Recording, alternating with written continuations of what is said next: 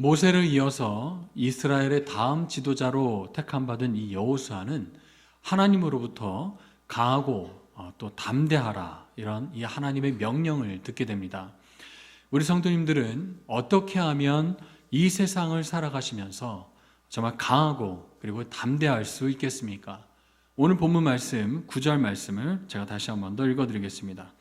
내가 내게 명령한 것이 아니냐? 강하고 담대하라. 두려워하지 말며 놀라지 말라. 내가 어디로 가든지 내 하나님 여호와가 너와 함께하느니라 하시니라. 아멘. 왜 강하고 담대할 수 있습니까? 하나님이 함께 하시기 때문입니다. 여호수아로 하여금 스스로 자기 자신을 믿고 이렇게 자신의 힘을 믿으라고 한 것도 아니고요. 지금 하나님은 다른 무언가를 의지하라고 말씀하는 것도 아닙니다. 우리 성도들이 이 세상 가운데에서 강하고 담대할 수 있는 그 이유는 바로 하나님이 우리와 함께 하시기 때문입니다. 하나님이 우리와 함께 하시면 그 어떤 문제든지 그 모든 것을 가능하게 하십니다. 그러나 그 어떤 일이든지 가능하게 하기 위해서는 우리가 당연히 해야 할 그런 조건이 있습니다. 그 조건을 우리가 알기 위해서는 오늘 본문에서 무엇을 어떻게 말씀하시는지를 우리가 알아야 되겠죠. 7절과 오늘 본문 8절 말씀에 공통적으로 설명이 되는 이 목적어가 무엇일까요?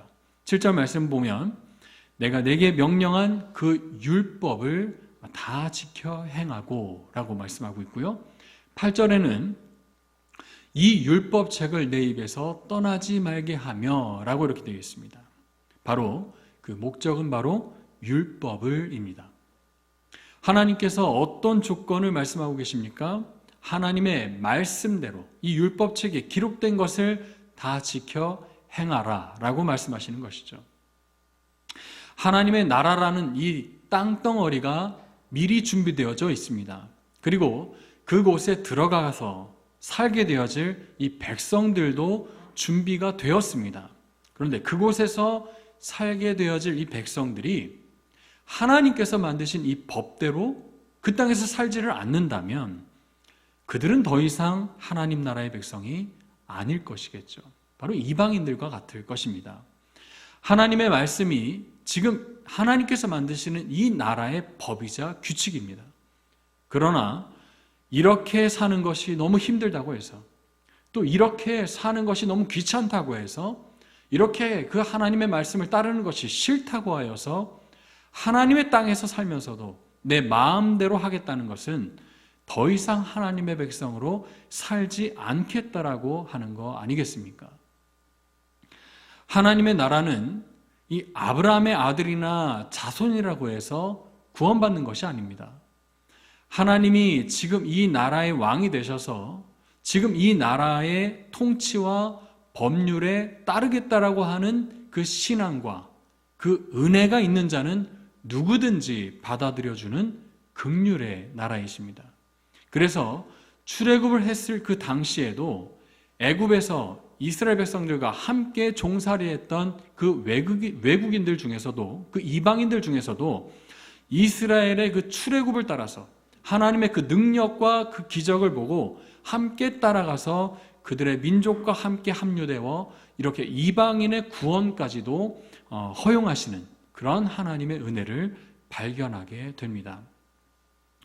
우리에게는 이러한 부모님의 이 신앙이나 또 혹은 아내의 신앙을 따라서, 아니면 내 자식이 너무나도 교회를 잘 다녀서 그러한 것과는 이 구원의 문제는 아무 상관이 없는 것입니다. 하나님의 말씀을 따라서 그것에 순종하고 그러한 하나님을 믿느냐의 문제에 대해서 그것을 맞습니다, 아니면 믿습니다 라고 고백하는 자가 하나님의 백성이 되는 것입니다. 오늘 이 본문의 배경이 되는 지금 이 이스라엘의 상황은 어떻습니까? 이제 곧 있으면 이스라엘 백성들은 요단강을 건너게 됩니다. 그리고 여리고성을 만나게 되죠. 그리고 여리고성을 지나가면 이제 그곳에, 이 가나안 땅에 있는, 정말 그곳에는 나라를 형성할 만큼 큰 민족들도 있었고요. 그리고 그 외에 작은 규모의 각기 다른 많은 강한 그런 민족들이 살고 있었습니다. 그 중에는 골리앗과 같이 정말 변종들도 있을 만큼 네피림과 같은 거인족들도 살고 있었고요. 또 그 중에는 또 아주 전투 민족들도 있었습니다. 그런데 그럴 때 이 12명의 이 정탐꾼들이 또 그 중에 10명이 이 가나안의 이 거인족들을 보고 또 그들보다 강한 그런 무기와 그런 민족성들을 볼 때 우리는 그들에 비하면 메뚜기입니다 라고 이렇게 평가한 것은 사실 정말 현실 그대로 이야기하고 보고한 것이겠죠.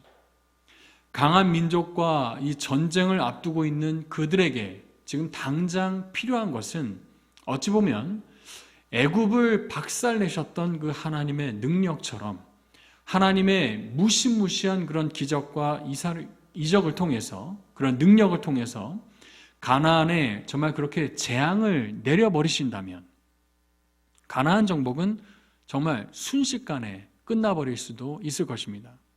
아니면 군사훈련을 시켜서 전쟁에 나갈 만한 그런 자들을 미리 선출하고 훈련시켜서 완벽한 그런 전쟁과 싸움을 이렇게 준비시키든지 아니면 노아의 그런 방주 때처럼 완벽한 하나님의 지혜로 만들어진 설계도를 그려주셔서 이런 가나안의 모든 어떤 협곡이나 어려운 그런 우범지대를 활용해서 싸울 수 있는 그런 엄청난 그런 무기들을 이렇게 설계도를 하나님께서 가르쳐 주신다면 그러면 이 가나안 정복은 굉장히 쉽게 이루어질 수 있겠죠.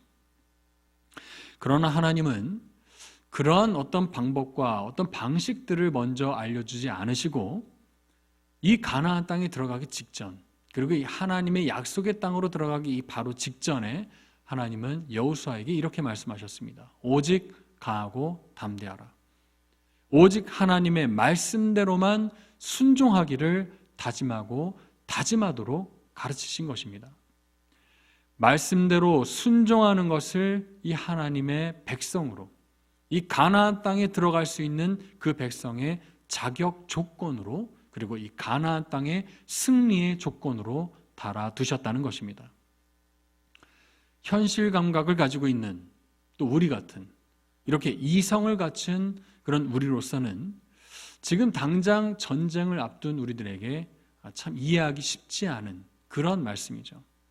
왜 하나님은 그토록 나의 말만 온전하게 지켜라 그리고 나의 말만 따르라 라는 이런 뭔가 현실성 없는 것 같은 이 말씀만 하고 계시는 걸까요?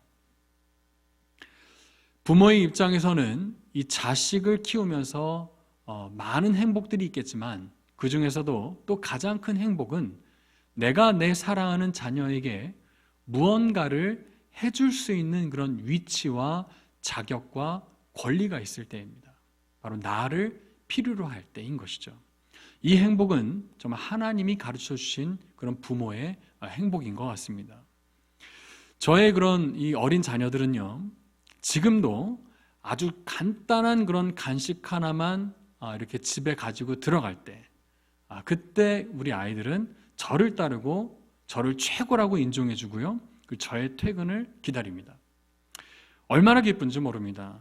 고작 몇천 원짜리 간식 하나로 내 사랑하는 그런 자녀가 나를 필요로 하고 있고요, 나를 정말 목 빠지게 기다리고 있고요, 그리고 나를 의지하고 있다는 것에 부모로서 기쁜 거죠.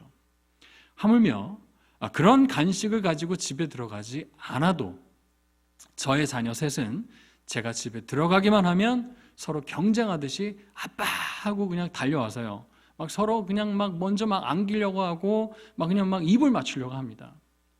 서로 막 먼저 하겠다고 막 싸우기도 하죠. 근데 아이들이 정말 이렇게 막 이렇게 정말 연예인 부럽지 않게 막 집에서 정말 이렇게 나를 이렇게 너무나도 잘 맞아주는 이 모습이 너무나도 기쁘죠. 요즘같이 이렇게 집에만 있는 그런 이 시기에 놀아줄 수 있는 이 아빠가 저녁에 갈 때 저도 힘들지만 그래도 너무나도 기쁩니다. 근데 이렇게 부모 없이는 살 수 없을 것 같았던 이 어린 자녀들이, 정말 나를 너무나도 필요로 해줬던 그 어린 자녀들이 이제 조금 더 자라면, 사춘기에 접어들고 또 어느 정도 자신들의 인식이 자랐을 때 자식들은 부모에게 이렇게 말한다고 합니다. 이제 제 일은 제가 알아서 할 테니까 참견 좀 하지 말아요 라고 말한다는 거죠. 더 이상 부모의 이 관심은 이제 간섭으로 또 귀찮음으로 바뀌면서 이제 더 이상 이제 부모와 소통하고 싶지 않다는 듯 방문을 그냥 쾅 하고 닫아버리며 자기 방으로 그냥 들어가 버리는 그런 자식들. 더 이상 부모와 얼굴을 마주보고 싶지 않아 싶어 하고 정말 이렇게 아직도 그렇게 어른도 아닌 정말 이렇게 다 큰 자녀들도 아닌 이 자녀들이 하루속히 부모를 떠나려고 하고 가출이나 독립을 꿈꾸는 그런 자식들을 볼 때 이 부모의 가슴은 찢어지는 것입니다. 인간의 사회에서는 그렇죠. 어느 정도 자라면 이제 조금씩 부모로부터 분리되어지고 자립적이 되어야 되고 그것이 올바른 성장의 방향으로 보고 있기도 합니다. 그렇게 부모를 떠나서 홀로 서기에 들어가는 그런 자연스러운 모습으로 볼 수도 있습니다만 하나님은 인간의 이 부모와 다르다는 것입니다. 하나님은 언제나 우리에게 무언가를 더해주고 싶어 하시는 분이시는 거죠. 그런 하나님을 무시한 채 하나님 앞에 기도하지 않고 또 간구하지 않고 하나님을 의지하지 않고 하나님 이건 그냥 제가 알아서 할게요. 그냥 이건 제가 할게요 라고 말하는 것을 하나님은 싫어하신다는 겁니다. 그것을 심지어 죄라고 그리고 타락이라고 말씀하신다는 것이죠. 이렇게 하나님은 우리로 하여금 100% 의존적인 존재가 되기를 바라십니다. 90%, 99%도 아니고요. 하나님은 진짜 100% 의존적인 존재가 되기를 바라시는 하나님이십니다. 하나님의 말씀에 무조건적인 순종 그리고 무조건적인 그 하나님의 따름을 바라시는 분이시죠. 그래서 오늘 본문 7절에서도 그 율법을 다 지켜 행하고 라고 기록되어 있고요. 8절에도 이 율법책을 다 지켜 행하라 라고 기록되어 있는 것입니다. 다 완벽하게 100% 하나님 의존적인 존재가 되기를 바라시는 겁니다. 이게 하나님의 나라에 들어가는 그 백성들이 갖추어야 될 기본적인 덕목이고요. 그리고 하나님의 가장 기본적인 조건이 되는 것입니다. 하나님의 백성들에게 이 하나님의 법이 지금 여호수아를 통하여서 선포되어졌습니다. 하나님의 말씀을 다 지켜 행하라는 것입니다. 하나님의 이 완벽한 백성이 되지도 않았는데 가나안 땅에 들어갈 수 있으면 뭐 하겠습니까? 하나님의 완벽한 백성들도 아닌데 놀랍게 이 가나안에 이 성공적인 입성을 하면 뭐 하겠습니까? 하나님의 완벽한 백성들도 아닌데 이 세상의 머리가 되어봤자 뭐 잘 돼봤자 뭐 하겠어요? 높고 높은 그 고지를 향해서 뛰어난 그런 엘리트도 되고 나라에 필요한 일꾼들도 되고 여러분들이 각자 하고 싶은 거 하나씩 꿈을 다 이루어봤자 뭐 하겠습니까? 하나님의 말씀과는 전혀 다른 방향으로 자신의 꿈을 향해서 하나님 이건 그냥 제가 알아서 할게요 라고 하면서 꿈을 이룬 것들, 여러분들의 목표를 이룬 것들, 그 높고 높은 자리에 올라간 것들이 뭐가 필요 있겠습니까? 하나님의 입장에서요. 하나님의 땅에 거하여서 교회에 다닐지라도 하나님의 뜻과 말씀대로 사는 그런 하나님의 백성이 아니라면 그거는 그냥 그곳에 살고 있는 하나님의 백성이 아닌 것입니다. 하나님의 땅에 교회에 있을지라도 하나님의 백성이 아닌 것이죠. 그냥 껍데기만 그리스도인이라는 그런 이름으로 교회를 다니는 그런 성도라는 것입니다. 결국 그런 이들이 하나님의 말씀대로 전혀 살지 않는 존재들, 하나님을 100% 의존적으로 믿고 있지 않는 그런 존재들이 결국 그렇게 높은 자리에 올라와 봤자 결국 이 세상에 그리스도인이라는 그런 이름으로 손가락질만 당하지 않겠습니까? 그렇다면 지금 이 본문 말씀처럼 우리들은 하나님의 말씀대로 살아야 되겠죠. 그런데 사실 너무나도 어려운 명령입니다. 다 지켜야 되거든요. 100%다 지켜 행해야 되기 때문입니다. 이건 너무 어려운 명령이고 너무나도 어렵게만 느껴지는 조건이지 않겠습니까? 아담과 하와의 경우를 한번 돌아보십시오. 아담과 하와도 단 한 번의 실수 때문에 실패자가 되었습니다. 아브라함이나 야곱이나 모세나 다윗 등등 수많은 그런 믿음의 의인들, 또 위인들이라고 칭함받았던 이들도 모두 다 실패를 했었습니다. 인간이란 존재 중에서 그 어떤 이도 인간의 인생을 통해 100% 의존적인 존재가 되어질 수 없다는 것을 우리는 이 말씀을 통해서 너무나도 적나라하게 보여주고 있는 것이죠. 그러면 연약한 이 존재, 우리 인간들이 어떻게 이 말씀을 다 지켜 행할 수 있을까요? 우리가 어떻게 하면 이 하나님의 말씀을 다 행할 수 있겠습니까? 정답은 인간의 노력이 아니라 바로 그리스도와의 연합에 있다라고 말씀하고 있습니다. 갈라디아서 2장 16절 말씀을 함께 읽어보도록 하겠습니다. 시작. 사람이 의롭게 되는 것은 율법의 행위로 말미암음이 아니요 오직 예수 그리스도를 믿음으로 말미암는 줄 알므로 우리도 그리스도 예수를 믿나니 이는 우리가 율법의 행위로서가 아니라 의롭다함을 얻으려 함이라. 율법의 행위로서는 의롭다함을 얻을 육체가 없느니라. 아멘. 하나님의 말씀을 다 지킬 수 있는 존재는 하나도 없습니다. 그래서 하나님의 말씀대로 사는 것 또한 불가능한 그런 죄인임을 우리는 처절하게 인생을 통하여서 깨닫게 됩니다. 그러면 어떻게 하면 하나님의 말씀대로 사는 완벽한 의인 그리고 거룩한 하나님의 백성이 될 수 있을 것인가? 이 문제에 대해서 바울이 이렇게 결론을 내려주고 있습니다. 갈라디아서 2장 20절 말씀을 함께 읽어보겠습니다. 시작. 내가 그리스도와 함께 십자가에 못 박혔나니 그런즉 이제는 내가 사는 것이 아니요 오직 내 안에 그리스도께서 사시는 것이라. 이제 내가 육체 가운데 사는 것은 나를 사랑하사 나를 위하여 자기 자신을 버리신 하나님의 아들을 믿는 믿음 안에서 사는 것이라. 아멘. 우리들은 하나님의 말씀을 100% 지키는 존재가 될 수 없습니다. 하나님의 백성으로서 사실 자격 탈락인 것이죠. 조건적으로 탈락되어진 존재입니다. 그래서 죄의 삭은 사망이고요. 그러나 그리스도께서 죽으실 때 죄인된 나 또한 함께 죽었다는 것입니다.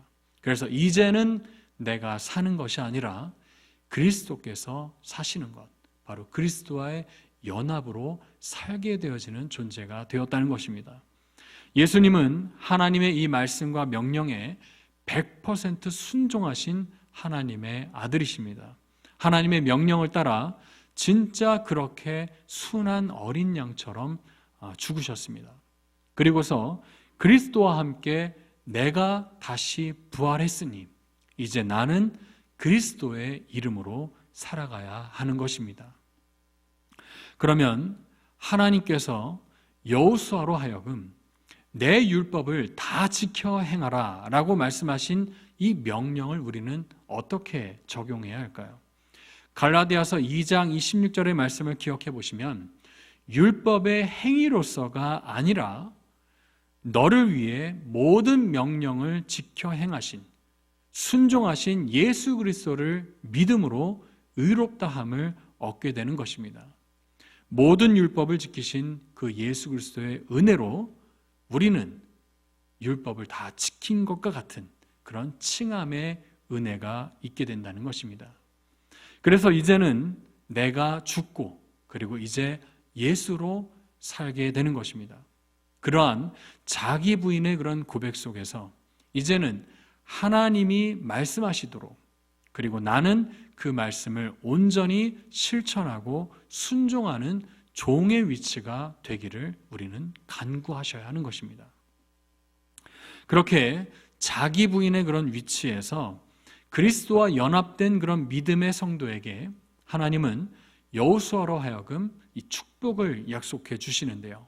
어떤 축복일까요? 바로 이 7절 말씀을 보시면 어디로 가든지 형통하게 하신다는 것입니다. 8절 말씀 보시면 이러한 축복을 말씀하십니다. 너의 그 길이 평탄하게 될 것이며 내가 형통하리라 라는 이 축복을 허락하여 주신다는 것입니다. 마지막으로 우리가 함께 나눌 이 부분은 바로 이 형통입니다. 하나님의 이 모든 말씀을 지켜 행하는 자, 곧 우리의 말씀으로 적용해 볼 때 그리스도와 함께 연합된 이 백성들이 받게 되어지는 이 축복은 바로 형통이라는 것이죠. 그러면 이 형통은 도대체 어떤 축복을 말씀하는 걸까요? 형통이라는 이 단어와 가장 친숙한 또 가까운 그런 성경 인물이 있습니다. 바로 이 요셉입니다. 요셉의 이 기본적인 이 스토리는 다 잘 아실 텐데요. 잘 모르더라도 그가 어떠한 상황일 때 형통이라는 이 단어가 사용되었는지 이 말씀을 한번 같이 확인해 보겠습니다. 창세기 39장 2절과 3절 말씀을 이어서 함께 읽어보겠습니다. 시작. 여호와께서 요셉과 함께 하심으로 그가 형통한 자가 되어 그의 주인 애굽 사람의 집에 있으니 그의 주인이 여호와께서 그와 함께 하심을 보며 또 여호와께서 그의 범사에 형통하게 하심을 보았더라. 요셉은 형들의 미움을 받았고 애굽의 나라로 팔려갔습니다. 그때 종으로 팔려간 것이죠. 근데 하나님의 은혜로 이 바로왕의 친위대장이라는 높은 직급의 이 보디바라는 이 사람의 집으로 팔려갑니다. 아버지 곁에서 사랑을 받으면서 정말 이렇게 아무 문제 없이 걱정 근심 없이 클 때에는 성경에는 별다른 평가가 없었는데요. 이상하게도 애굽의 이 보디발의 집에서 종살이할 때 엉뚱하게도 그곳에서 이러한 축복의 단어, 이 형통이라는 이 단어가 요셉의 인생에 처음으로 등장하게 됩니다. 2절 말씀 보시면 그가 왜 형통한 자가 되었는지 나오죠. 여호와께서 요셉과 함께 하심으로 형통한 자가 되었다라고 기록되어 있습니다. 그리고 3절 말씀은 보디발이 직접 자신의 눈으로 본 것을 기록한 구절인데요. 보디발이 요셉을 통해서 두 가지를 보았다라고 이렇게 평가하고 있습니다. 첫 번째는 여호와께서 요셉과 함께 하심을 보았습니다. 두 번째는 여호와께서 형통하게 하심을 보았다라고 기록되어 있습니다. 자, 그리고 그 다음으로 요셉이 형통함을 입은 이 구절, 바로 창세기 39장 23절 말씀을 함께 읽어보도록 하겠습니다. 시작. 간수장은 그의 손에 맡긴 것을 무엇이든지 살펴보지 아니하였으니 이는 여호와께서 요셉과 함께 하심이라. 여호와께서 그를 범사에 형통하게 하셨더라. 아멘. 23절 말씀은 정직한 이 요셉이 억울하게 또 간음죄로 이 감옥에 들어간 이후에 이 하나님의 말씀입니다. 이때에도 아까 이 보디발이 봤던 그 고백과 똑같은 말씀이 반복이 되어서 기록되어져 있습니다. 첫 번째는 여호와께서 요셉과 함께 하심, 그리고 두 번째는 여호와께서 그를 모든 일에 형통하게 하셨다는 것입니다. 자, 이렇게 요셉의 이 사건을 통해서 형통이라는 것이 무엇인지를 우리가 알게 되죠. 형통은 무엇입니까? 돈을 잘 버는 것입니까? 아니면 모든 일이 잘 되어서 한 번도 떨어지지 않고 계속적으로 승진하고 출세하는 것이겠습니까? 이렇게 세상적으로 잘 되는 것이라면 요셉은 팔려가지도 말아야 되고 또 이렇게 감옥에 가지도 않아야 되겠죠. 성경이 말하는 이 형통이란 무엇이겠습니까? 여호와 하나님께서 함께 하심.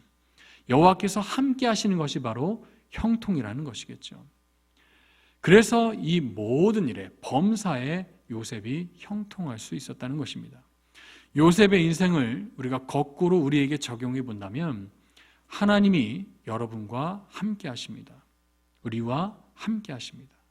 그래서 우리에게 형통의 복을 주시는데 그 복이라는 것은 우리가 예수 그리스도와 계속 연합될 수 있도록 환경과 상황과 신앙을 만들어 주시는 것이 하나님이 우리에게 주시는 형통이라는 것입니다. 하나님의 말씀을 붙들고 살게 해주시는 것이 형통이라는 것이죠. 만약 나의 이런 심령에, 나의 영혼에 돈이라는 것이 나에게 너무나도 약한 부분이어서 돈이 있으면 하나님을 섬기는 것이 어려워요. 그러한 영혼에게 돈이 부족하고 또 심지어 가난이라는 것을 허락하시는 것이 어찌 보면 그에게는 하나님과 더 가까워질 수 있는 방법이 되기 때문에 형통일 수 있는 것입니다. 이 말씀을 오해하시면 안 됩니다. 하나님과 가까우려면 가난해야 된다, 그런 말씀도 아니고요. 우린 다 가난하지 않은 얘기도 아닙니다. 나의 처지가 가난한 것이 하나님의 뜻이라는 것도 아닙니다. 그 어떠한 안 좋은 상황일지라도 그 상황으로 하여금 하나님과 더 가까워지도록 하나님께서 만들어 주신다면 그 일은 하나님이 만들어 가시는, 또 하나님께서 역사하시는 형통의 축복을 받아 누리는 그러한 상황이라는 것을 고백할 수 있어야 된다는 것입니다. 우리들은 지금 이 코로나 바이러스로 인해서 많은 그런 두려움과 걱정 가운데 2달여의 그런 시간들을 우리는 보내었습니다. 하나님의 뜻을 우리는 다 알 수 없지만 이러한 극한 그런 상황 가운데에서도 하나님은 우리 교회와 성도들에게 강하고 담대하라 라고 이렇게 말씀하고 계십니다. 우리가 비록 영상으로 예배를 드리는 상황 가운데 있을지라도, 또 예배를 이전처럼, 또 교회를 이전처럼 많이 나올 수 없는 상황이 되었을지라도, 이 세상이 이 상황 가운데 더욱더 교회를 많이 핍박하고 고난 가운데 처하게 만들어졌을지라도 우리들은 이 방 가운데 우리가 결단하기 원합니다. 하나님의 말씀대로만 살겠다라는 그러한 결단이 우리 가운데 있기를 소원하고요. 또 100% 하나님만을 의존하는 그런 존재가 되겠다라고 하는 그러한 고백, 그리고 또 하나님과 함께하는 그러한 형통의 축복을 구하는 그런 결단이 우리 가운데 이 시간 기도되기를 소원합니다. 우리의 지금 어려운 상황 가운데에도 그래도 더욱더 하나님과 가까워지는 그런 특별한 은혜의 시간들이 되기를 소원합니다. 하나님의 전으로 나와서 하나님을 정말 찾고 하나님과 함께하기를 바라며 더욱더 하나님의 크신 일들을 바라볼 수 있는 우리 복된 우리 수지수정교회와 우리 모든 성도님들이 되시기를 소원합니다. 우리 함께 말씀을 함께 기억하시며 함께 기도하겠습니다. 예배가 우리가 다시 일부적으로 재개가 되었습니다. 우리가 이 세상을 두려워하지 않게 하여 주시옵시고 오직 하나님의 말씀의 그 품 안으로 안기게 하여 주시옵소서. 이 세상의 인식이 바뀌게 하여 주시옵시고 우리 모든 성도님들이 이제 안전한 하나님의 성루로 다가와 예배드리게 하여 주시옵시고 모든 예방과 수칙을 잘 따라서 우리 교회 안에서 우리 성도 안에서 사건과 사고가 나지 않는 우리 수지수정교회가 될 수 있도록 함께 기도해 주시길 부탁드립니다. 우리 교회와 우리 성도를 위해서, 우리 나라와 민족을 위해서 함께 기도해 주시고요. 우리 아프고 병상 가운데 있는 우리 화원분들을 위해서 함께 또 우리의 모든 기도의 제목들을 위해서 주여 함께 부르짖며 통성으로 함께 기도하며 나아가겠습니다. 기도하시겠습니다.